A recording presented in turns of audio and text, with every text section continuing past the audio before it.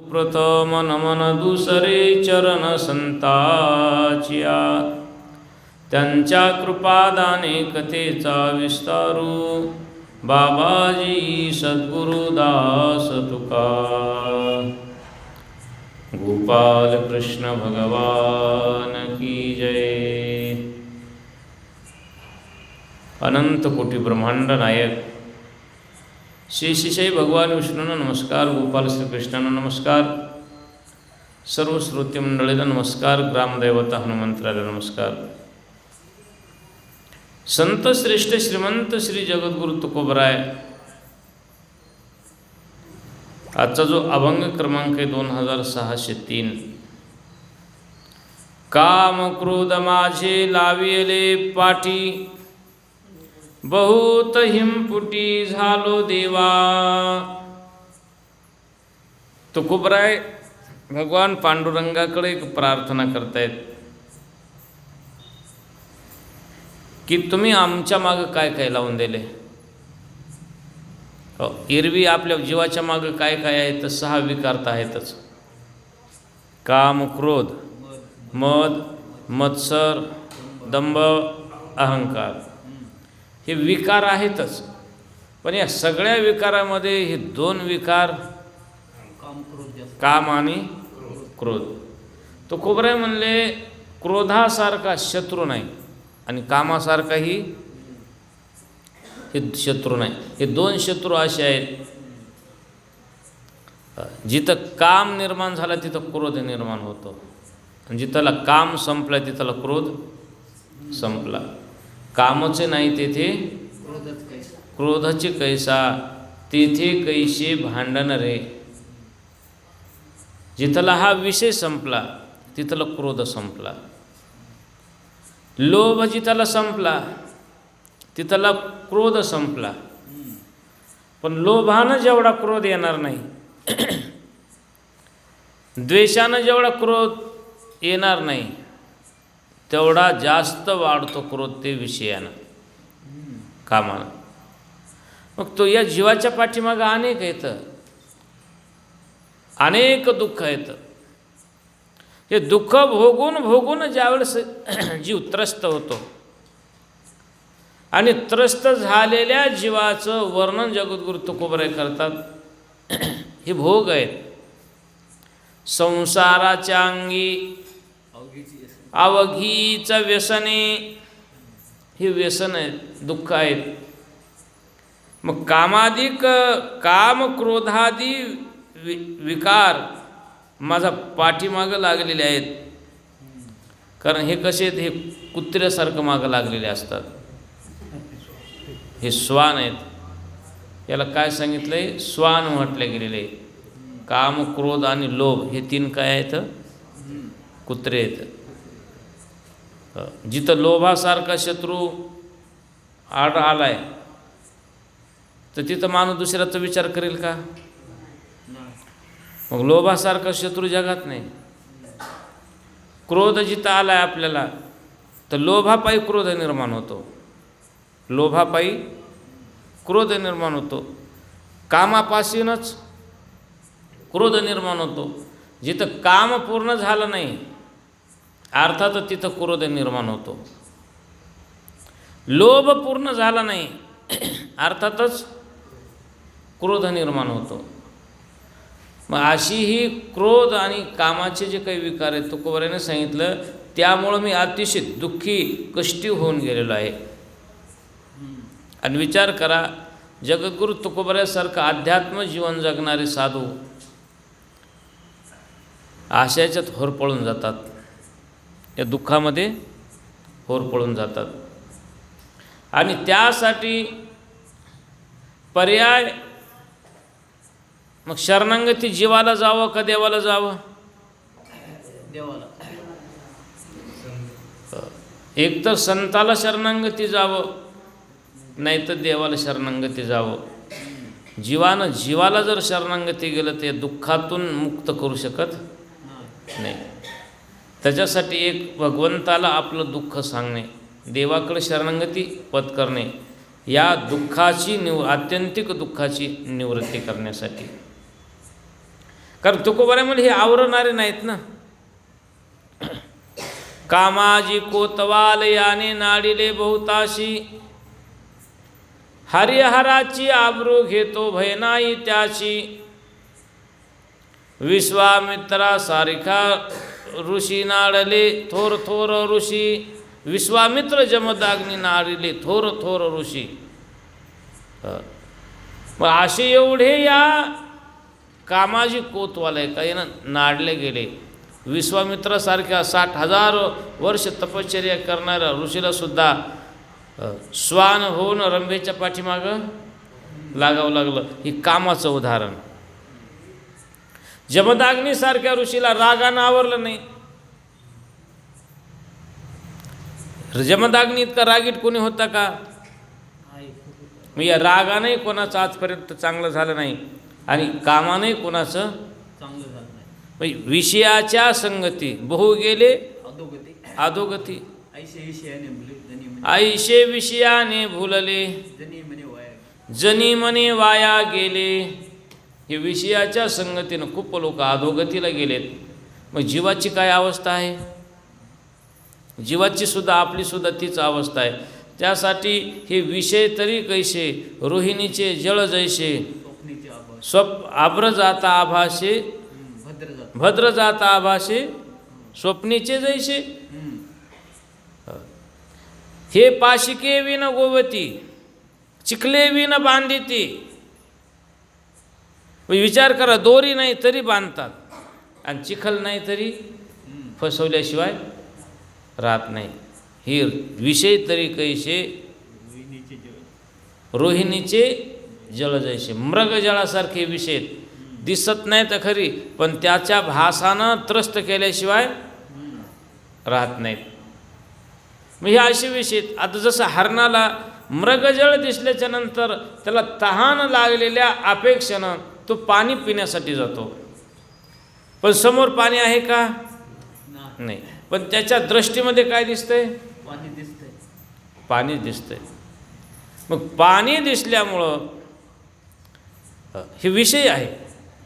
जसं एका ठिकाणी एका सुभाषितात म्हटलेलं आहे, कामातुरानाम न भयम न लज्जा, अर्थातुरानाम न पिता न बंधू.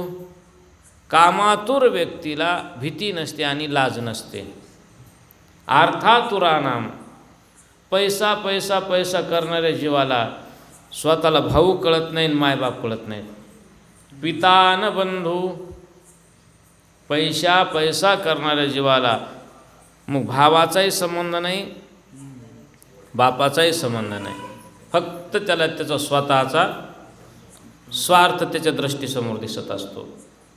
मग तुकोबारायांनी तेच सांगितलं या ठिकाणी, म्हणजे बाबा हे जे विकार आहेत हे देवासमोर तुकोबारे आपली मनोगत व्यक्त करायलेत. या विकारानं एवढं त्रस्त केलं आहे. मग तुकोबारायाला त्रस्त केलं, ह्याच्या अगोदर कोणाला त्रस्त केलेलं आहे?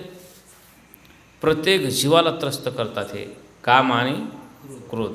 बरं, हे काम क्रोध मनुष्य देहातच आहेत का बाकीच्या देहात आहेत? मनुष्य देहामध्ये बाकीच्या देहात नाहीत का? बाकी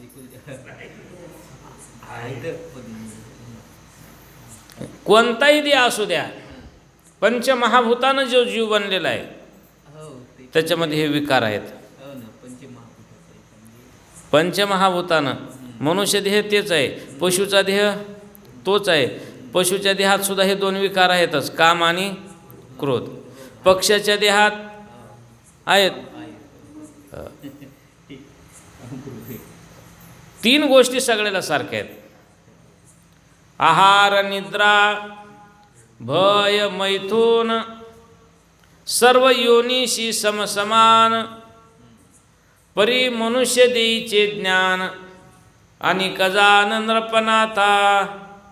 आहार निद्रा भय आणि मैथून, ह्या चार गोष्टी ज्या आहेत का, ह्या प्रत्येकाला, पशु असो पक्षी असो मनुष्य असो, प्रत्येकाला खायला लागते, प्रत्येकाला झोप लागतेच.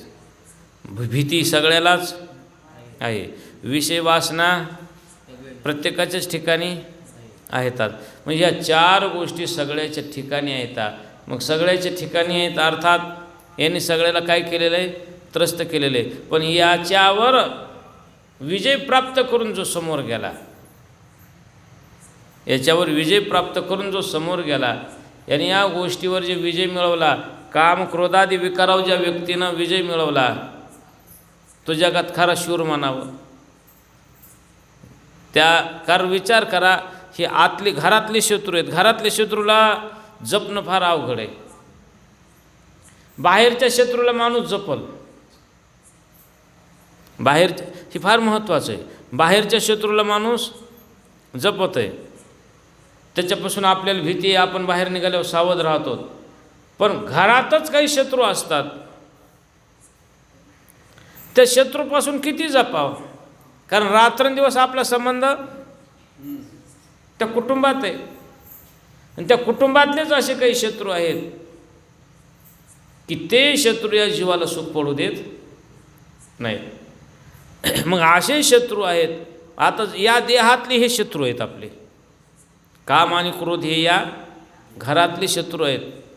आणि हे शत्रू झोपले तरी त्रास देतात, आणि जागे आहोत तरी त्रास देतात, स्वप्नातही त्रास देतात. प्रत्येक ठिकाणी त्रास देणारे शत्रू आहेत. मग आता या शत्रूला जपायचं का बाहेरच्या शत्रूला? आपण बाहेरच्या शत्रूपासून जपू, सावध राहू, पण हे आतूनच पोख राहिलेत ना, घरातूनच पोख राहिलेत. हे बाहेरच्याला बोलू आपण, तुझं बरोबर नाही, आम्हाला का त्रास द्यायला? पण हे घरातच त्रास देणारे शत्रू दिसत नाहीत, पण पोखरून काढल्याशिवाय राहत नाहीत. जगद्गुरु तुकोबराय म्हणले, ओले मृत्तिकेचे मंदिर, आत 6 जण उंदीर, गुंफा करिता ती पोखर, त्यांचा करू नका अंगीकार गा, त्यांचा करू नका अंगीकार गा. हे मृत्तिकेचं मंदिर आहे, आणि याच्यामध्ये आत 6 उंदीर कुरतडून टाकले बाबा. ते काय कुरतडायलेत? विचार कुरतडायलेत. काय कुरतडायलेत? धैर्य शक्ती कुरतडायलेत.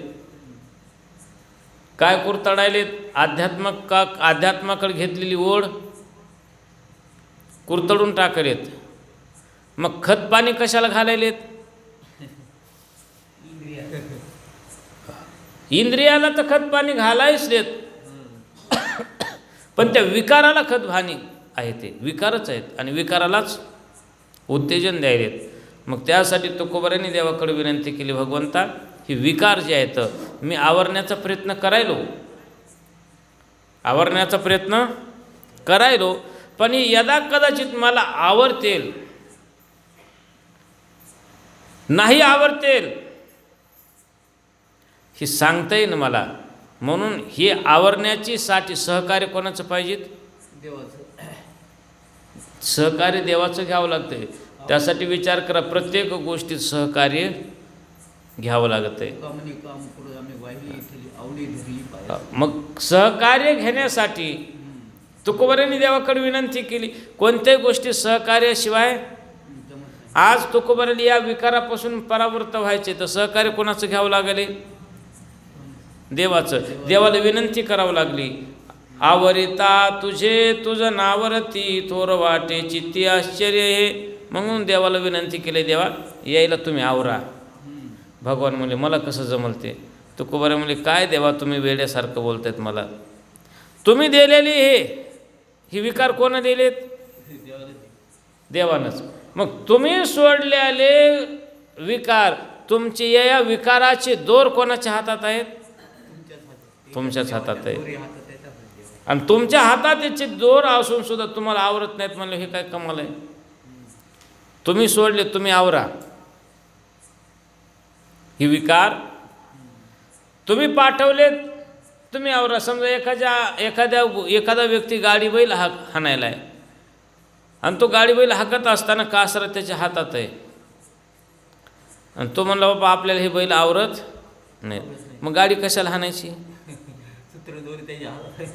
तसं देवानं म्हणले जर जर हे मला दोन्ही आवरत नाहीत तर मग देवानं गाडी कशाला हाणायची? तुकोबराय म्हणे तसं नाही जमणार तुम्हाला. ही चाल ढकलपणाची उडवाउडवीचे उत्तर माझ्याकडे देता येणार नाहीत. पाठवलीत तुम्ही. आवरिता तुझी नावरती थोर वाटे चित्ती आश्चर्य. हे मला आश्चर्य वाटायले ना. तुम्ही आम्हाला कसं बोलायलात याचं मला आश्चर्य वाटायले. त्यासाठी सावध व्हा भगवंता. तुझी या विनोदे आम्हा प्राणसाठी भयभीत पोटी सदा दुःखी. विचार करा, काही जणाचा विनोद होतो तर काही जणाचे जीव जातं त्याच्या विनोदानं. काही माणसं म्हणतात ना सहज विनोद केला हो. एका व्यक्तीनं काय झालं, कीर्तन संपलं, एका व्यक्तीचा विनोद केला. भोळी व्यक्ती विचारी, त्याचा विनोद केला. कशाचा विनोद केला? मृदंगाची जी कणिक असते ना लावायची, तिचे पेढे केले. तिचे पेढे केले आणि त्या भोळ्या माणसाला म्हणले हे घ्या पेढे आहेत, खाऊन टाका बाबा. आता आम्हाला माहीत आहे आम्ही दिलो बाबा खातात, आमच्यावर विश्वास आहे ना बाबाचा, बाबा खातात. मग दिले कणकीची पेढी, उंड्याची पेढी.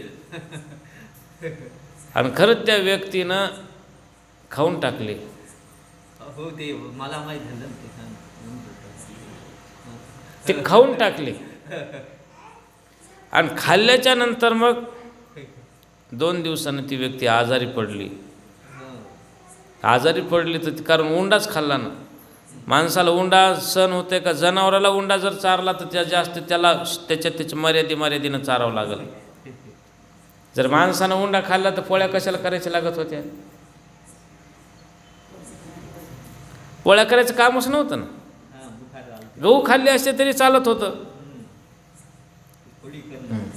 पण त्या भोळ्या व्यक्तीनं खाल्ले आणि खाल्ल्याच्या नंतर तो व्यक्ती आजारी पडला.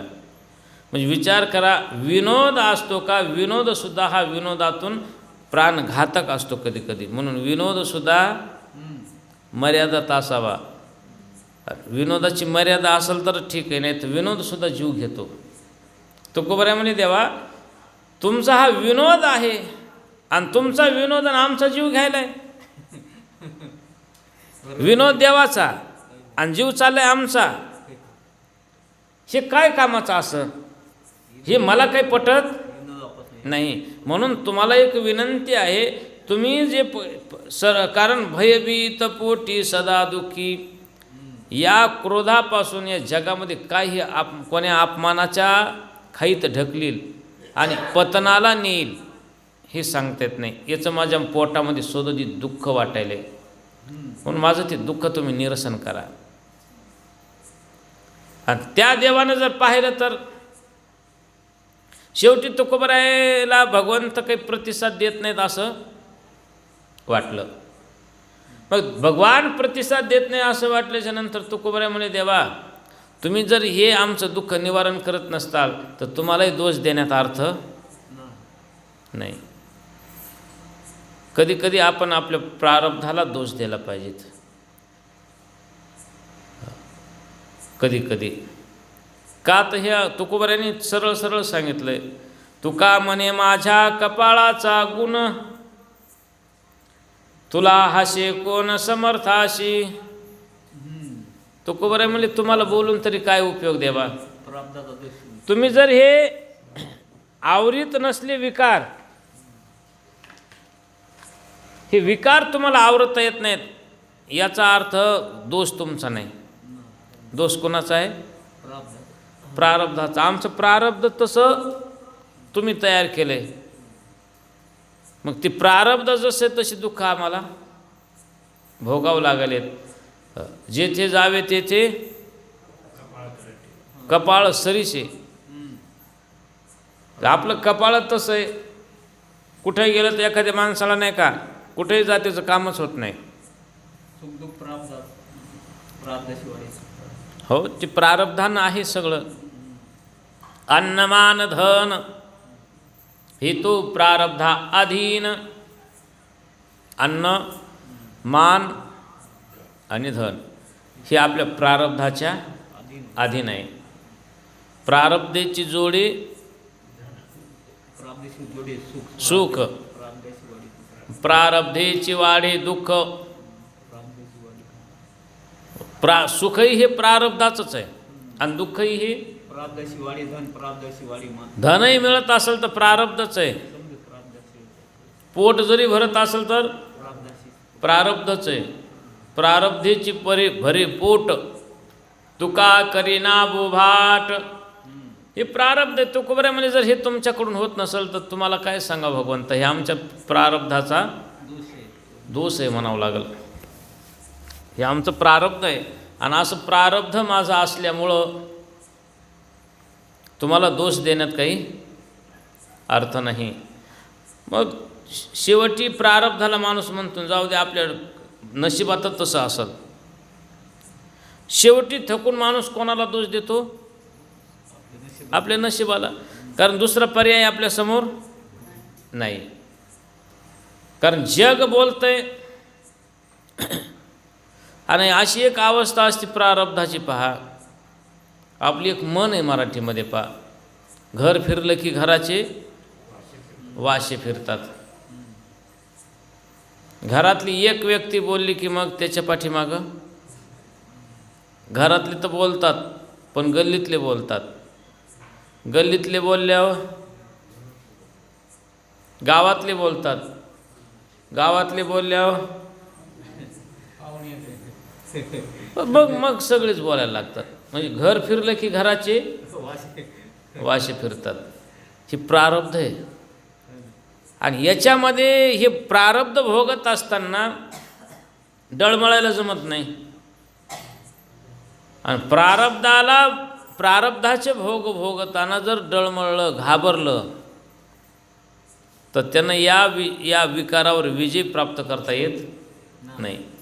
याला मोठ्या स्थिर अंतकरणानं, संत गतीनं, धैर्यानं सामोर जाऊन या विकारावर मात करावं लागते. आणि या विकारावर मात करत असताना त्रास मात्र भोगावा लागतो. इतका अतोनात त्रास भोगावा लागतो की त्या त्रासाचं दुःखही आपल्याला वर्णन करणं शक्य नाही. एवढा भोगावा. आता तुकोबऱ्याच्याच बाबतीत पाहिलं तर जगाचा तुकोबऱ्याने किती त्रास सहन केला. एवढा त्रास सहन केल्याच्या नंतर शेवटी चणे खावे लोखंडाचे, मग ब्रह्मपदी नाचे. आधी लोखंडाचे चणे खावं. लोखंडाचं चणे खाणं म्हणजे पोट भरणे का बोज, लोखंडाचे चणे बोचर्या पडती खाणे. बोचऱ्या माणसाला चणे खायला दिले पण कशाचे?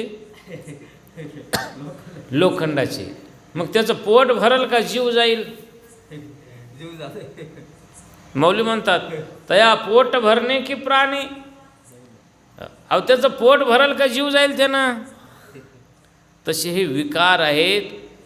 त्यासाठी या विकारावर विवेकानं विजय मिळवावा लागतो. हे खरं आहे. पण कशानं? विवेक बुद्धी तिथं वापरावं लागल.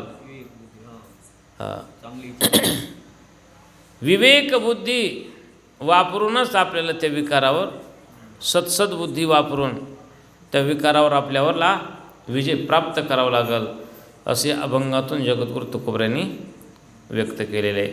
गोपाल कृष्ण भगवान की जय.